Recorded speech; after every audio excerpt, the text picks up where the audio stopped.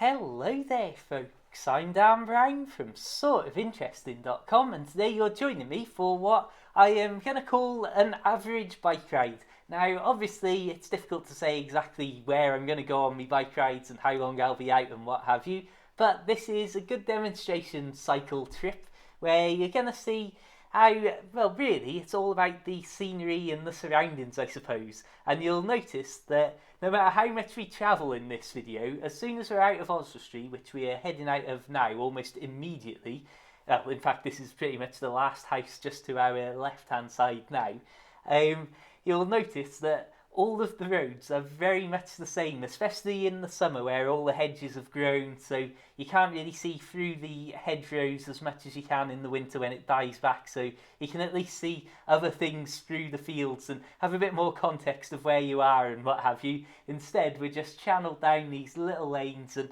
I don't know, there's something very sort of a bit oldie worldy, I think, about this sort of scene. I mean, look at that. That looks like you could suddenly go around the corner and find an old horse and cart coming up towards you, and maybe even an old, I don't know, a rag and bone man or something with his dog and his horse. And yeah, I'm getting a little bit carried away there. So that was the road down to Ponduncan, where you might have seen in my recent videos. I'll leave a link in the description to these videos here, or the proper video from Ponduncan itself.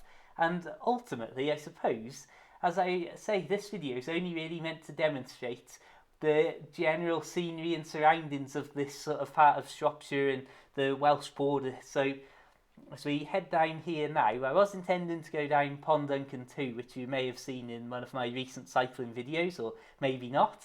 But instead, I missed the turning for some reason. I just don't know what on earth I was thinking. I think I must have been distracted worrying about, I don't know, well, goodness knows what else.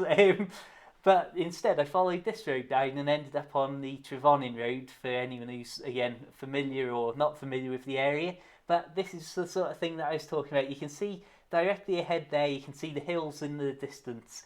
And that's the sort of thing that you see a little bit more of when the hedgerows have died back over the winter.